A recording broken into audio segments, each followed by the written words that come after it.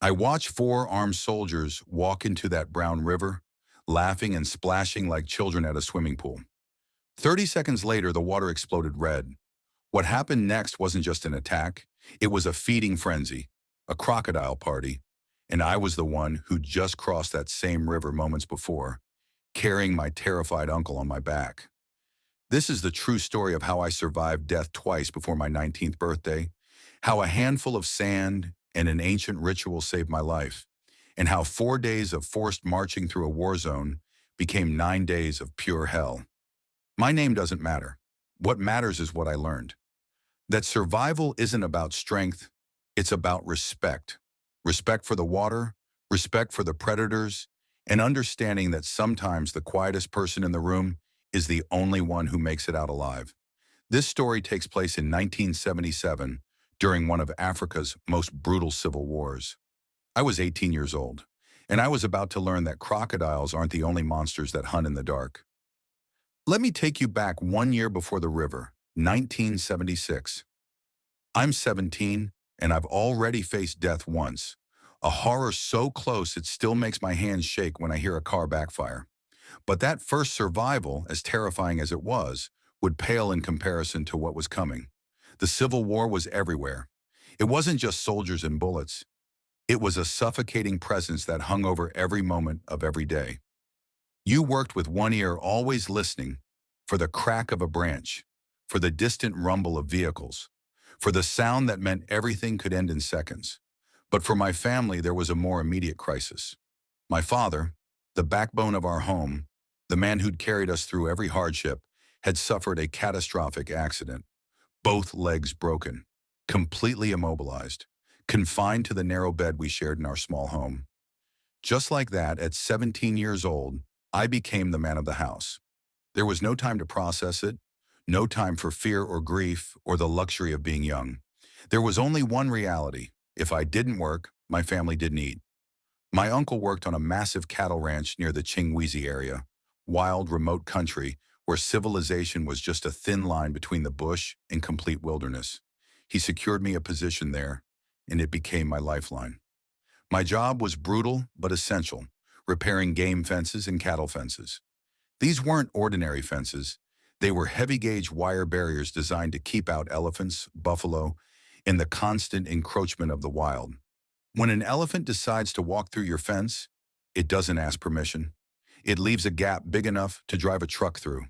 The work was backbreaking, hours under the merciless sun, digging post holes in earth that felt like concrete, stringing wire that cut through gloves and tore at your hands. But it paid, and that payment meant paraffin for the lamp, food for the pot, and medicine for my father. Every morning I'd wake before dawn, share the thin porridge my mother made, and head out to the ranch. Every evening I'd return with my wages, placing them in my mother's hands like they were made of gold. Because to us they were. The morning started like any other. The sun was still low, promising another brutal day ahead. We gathered for the morning briefing, a quick, nervous huddle where the foreman distributed the day's assignments. My task was with my uncle. We were sent to repair a lengthy section of the perimeter fence. Elephants had smashed through one section. Wild pigs had rooted underneath another, creating tunnels that smaller animals could exploit. We loaded our tools, heavy shovels, worn picks, indispensable clip tongs, and rolls of heavy-gauge wire. The familiar weight of them was almost comforting. This was routine. This was survival, but the kind I understood. We worked steadily through the morning, the rhythmic clang of the tongs, the grunt of the pick striking hard earth. These were the sounds of life continuing despite the war. By 11 a.m., we were working on a tricky section that followed a dried-up stream bed. The sparse shade was a luxury we didn't take for granted. We were focused, hands blistered, sweat stinging our eyes. Then I heard it, not loud but distinct, unnatural, the deliberate crunch of heavy boots on loose gravel. I straightened up, my heart immediately seizing in through the shimmering heat haze. 4 figures emerged from the thick bush. Combat fatigues, heavily armed, moving with the practiced stealth of men who lived by their training and died by their mistakes. 4 soldiers. In that instant, every terrifying memory of my first brush with death flooded back. My muscles locked. I felt the blood drain from my head, that terrible rush of weakness that comes when your body knows it's in mortal danger but can't run. I squeezed my eyes shut, sending a silent, desperate prayer into the dusty air. But prayers don't stop armed men. The leader spoke sharply. No aggression in his tone, but absolute, unyielding authority. Our tools became instantly useless. We were no longer fence menders. We were resources, human shields, insurance. The soldiers had a plan, and we just become essential to it. They needed to reach a supply drop, ammunition, medical supplies, food. The problem? It was nearly 200 kilometers away, on foot, through war-torn bushveld where every shadow could hide an enemy. Their reasoning for taking us was chillingly pragmatic. Two unarmed civilians made them look less like a military unit. We were camouflage, a buffer zone between them and death. We were forced to start walking immediately. The sun climbed higher, transforming the air into something thick and suffocating. The soldiers were fit, trained for this, but burdened by weapons and heavy packs. My uncle and I were strong from farm work, but we were mentally paralyzed by fear. We marched for hours. The soldiers avoided all main roads, sticking to dense, winding bush paths where thorny acacia constantly tore at exposed skin. I focused on the back of my uncle's shirt, trying to keep my breathing even, trying to hide the tremor in my hands. Every snap of a dry twig sounded like a gunshot. I thought about my father, lying in that bed, eyes fixed on the doorway, waiting for me to return with the day's wages. That image, his face, that look of dependent hope, was heavier than any military pack. It was the only thing that kept my legs moving. Around 3 p.m., the soldiers called a rest. We collapsed in a small thicket, the air thick with dried grass and our own fear sweat. Surprisingly, they shared their rations. Canned beef stew with a strange metallic taste. Once canned peaches in heavy syrup. This small act confused me. They were terrifying captors, yes, but they were also just men. Tired, hungry, trapped in a war they maybe didn't fully understand. The peaches were cold and sweet, a brief distraction from crushing reality. We rested until 6 p.m. As the sunset painted the sky orange and violet, we began walking again. The soldiers preferred the night. The coolness was relief, but darkness amplified every fear. We used roads now, quickly diving into roadside bushes whenever headlights appeared in the distance. The rhythm became hypnotic. Step, breathe, listen, hide, repeat. By 5 a.m., just as the faintest light appeared, we'd retreat deep into bush again. We slept for a few hours around 7, shallow, nervous sleep, where your brain never fully shuts down. Then at noon, under the direct overhead sun, we'd start marching again. My feet, trapped in heavy boots, began to swell. Hot, throbbing blisters formed, then burst, then formed again. I didn't dare take the boots off. I knew I'd never get them back on. My uncle grew quieter with each kilometer. He was a ranchman, built for steady work, not this relentless, forced endurance. I could see exhaustion etched into every line of his face. The soldiers kept pushing, driven by their mission, by their need to reach that supply drop. And then they started talking about it. The landmark we had to cross, the Umtilliqui River. Even the soldiers spoke of it with dread. And when my uncle heard the name, his face went gray. We reached the river late on the second day or early on the third. Time had become fluid, meaningless. The sight was overwhelming. This wasn't the shallow, meandering stream I'd heard described during dry season. This was a massive, churning monster. The rain season had swollen it into a brown, muddy torrent that seemed impossibly wide. The volume, the speed, the sheer power of the current was terrifying. And beneath that surface, we all knew what waited. Crocodiles. The Umtilliqui was notorious, a hunting ground for prehistoric predators, made even more dangerous by the muddy water that concealed their silent approach until it was far too late. The soldiers immediately began scouting for crossing points. They were frantic now, military urgency overriding caution. They identified two options. Option 1, the swift current, where the water rushed fastest. The risk? Being swept away and drowned, losing all their equipment in the torrent. Option 2.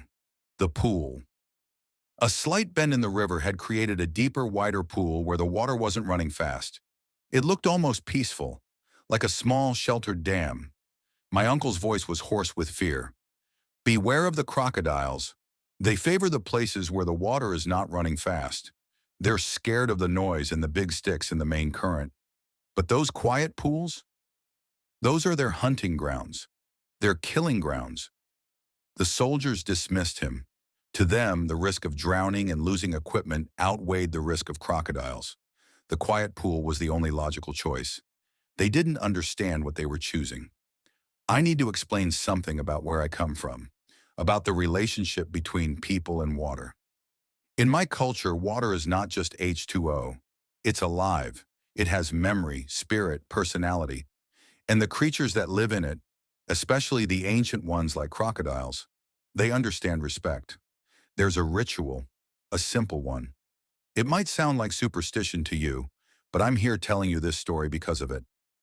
Before you enter dangerous water, you take a handful of sand or earth from the riverbank. You speak to the water, silently, respectfully. You ask for safe passage. You acknowledge that you're entering someone else's home. Then you throw a pinch into the water, an offering, a greeting.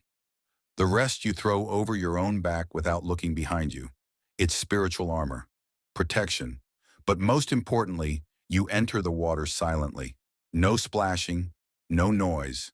You move like a log, like debris, like something that belongs. Because noise is an invitation. Noise says pray. The soldiers knew none of this. The lead soldier pointed at my uncle and me. You two, start. My uncle shook his head, fear raw and naked on his face. I cannot swim. I grew up on the ranch, far from deep water. I never learned. My heart stopped. Now I wasn't just responsible for myself, for getting home to my father. I was responsible for my uncle, a full-grown man who couldn't swim while carrying military equipment across a crocodile-infested river. The soldiers handed us their haversacks, heavy, filled with crucial supplies, plus weapons. The weight was terrifying, but I focused. I remembered the training from my childhood. A person isn't heavy in water. I was small, young, but I was fast and motivated. I told my uncle to put the heaviest pack on his back and hold me tightly by the shoulder. I would be the engine. He would be the cargo. Then I performed the ritual. I scooped sand from the riverbank, spoke my silent plea, threw a pinch into the brown water, the rest over my back, without looking. Hold on, I whispered. Make no noise. None. I entered the water slowly. No splash, no jump, a deliberate slide.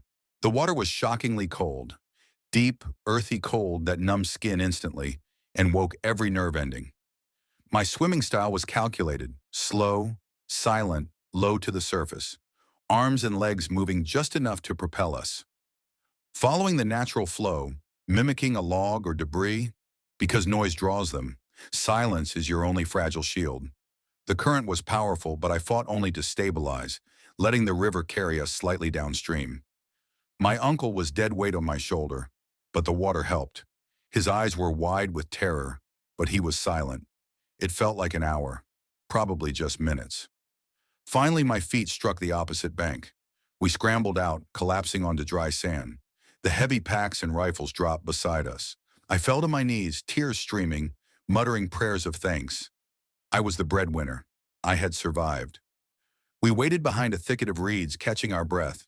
We watched the 4 soldiers prepare to cross. They had seen our success, but they had learned nothing. No ritual, no sand, no respect. They grabbed hands, forming a chain, and entered the water with splashing and noise.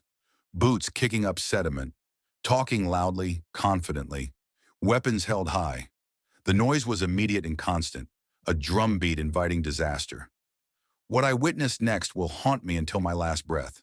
The water exploded, not a stealthy attack, a feeding frenzy. The brown surface erupted into foam and crimson. Brief, guttural screams, the terrible, powerful thrashing of gigantic tails, the water having a party, a crocodile party. It was over in seconds. The silence returned, broken only by water lapping against the bank and the wet sound of snapping jaws. 4 men entered, one surfaced. He swam toward us with blind, panicked energy. Alone. His partners, his gear, his rifles, all gone. Swallowed. The lone soldier collapsed on our bank, coughing up water in fear. Hysterical. Stripped of his military dignity. Just a man now. Begging for help. We helped him up despite our terror. He was desperate to reach his rendezvous point, still about 10 kilometers away. We walked with him, though our legs were swollen tree trunks and our feet were masses of throbbing pain. When we finally reached the area of the supply drop, it was pointless. No one to meet, no supplies to exchange. His mission was destroyed. We left him with half a canteen and dry bread. Our responsibility was over. It was only then, as my uncle and I turned to face the direction we'd come from, that the new reality crashed down. We had to go home. 4 days of walking to get here. 4 days and 4 nights of agonizing retreat ahead of us. No food, no weapons, no map. Just swollen, blistered feet and endless, unforgiving bush. We sat on the ground and broke. We cried. Deep, uncontrollable sobbing. People say a man doesn't cry, but I can tell you that's only true if he's never faced something that strips away everything except the bare, bleeding core of his humanity. We cried for the terror, for the men we'd seen die, for the 200 kilometers ahead, for the family waiting. The journey back was a blur of pain, hunger, and sheer willpower. We survived on dry roots and determination. Our feet swelled so badly we could barely walk. Every step was agony. The boots had become torture devices, but we couldn't remove them. We knew we'd never get them back on. We navigated by memory and sun position. We hid from every sound. We drank from questionable water sources and prayed we wouldn't get sick before we got home. Day 4 became day 5. Day 5 became day 6.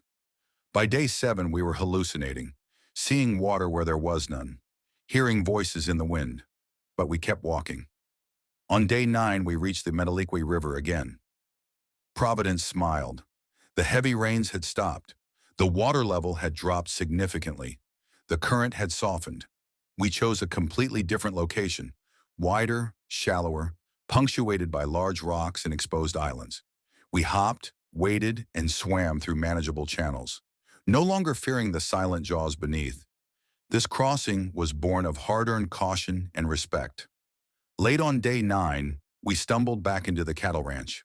We were ghosts, gaunt, filthy, barely able to stand. When we reached the small compound where we lived, our family rushed out. When they saw us, my uncle barely recognizable, me dragging monstrously swollen feet, the relief was immediate, followed by torrents of tears.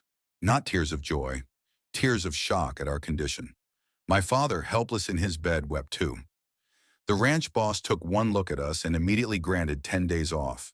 Time desperately needed for bodies to heal and minds to try processing the trauma. I had survived for the second time, but the cost was a piece of my soul. The war ended, life moved on, but memories never fade.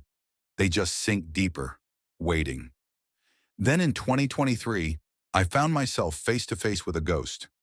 At a local market, I saw a familiar aging face. Recognition hit us both simultaneously. The lone survivor, the 5th soldier from the Meteliqui River. It was profound and deeply awkward. He was immediately grateful, trying to thank me, almost apologizing. He offered to buy me a drink, to pay for my luck, as he called it. But decades of repressed trauma rushed forward, raw and immediate. I couldn't accept his gratitude. Couldn't accept his money. I was angry. I looked at him and saw the river, the silent prayer. The 4 men gone because soldiers saw us as tools, not people. My response was sharp, driven by lingering pain from those 9 brutal days. Why? I asked. Why did you take us? You ruined our lives for days. Your own comrades died for nothing. He had no answer. That question still echoes in my mind today. If it had been you, standing there in 2023, looking into the eyes of the soldier who forced you into that nightmare journey, what would you have said? Would you have forgiven him? Would you have accepted his gratitude? Or would you have done what I did? Walked away? leaving him with the weight of his choices. I learned something in those 9 days that I'll carry forever. The lessons, I learned something in those 9 days that I'll carry forever. Survival isn't about being the strongest or the most armed. It's about respect. Respect for nature, for ancient knowledge, for the wisdom passed down through generations. Those four soldiers had guns, training, and confidence. But they didn't have respect. They didn't understand that the river wasn't an obstacle to be conquered. It was a living thing to be negotiated with. The difference between life and death was a handful of sand and the humility to enter the water in silence. I also learned that trauma doesn't have an expiration date. 46 years later, seeing that survivor brought it all rushing back like it was yesterday. Sometimes I wonder what happened to that fifth soldier. Did he ever reach his command? Did he tell them what happened? Did he carry the weight of his dead comrades the way I carried the weight of those 9 days? I don't know. I don't think I want to. What I do know is this. I survived twice before I turned 19, and both times it wasn't luck. It was respect. Respect for what I didn't fully understand, and the humility to admit it. The Mtilikwe River is still there, still flowing, still hiding its ancient residents beneath the brown surface. And somewhere in its depths are four rifles, four sets of equipment, and the memory of four men who didn't understand that silence is survival. If you take anything from my story, let it be this. The quietest person in the room is often the wisest. And sometimes the oldest traditions exist for reasons that modern confidence can't see until it's far too late. Thank you for listening to my second survival.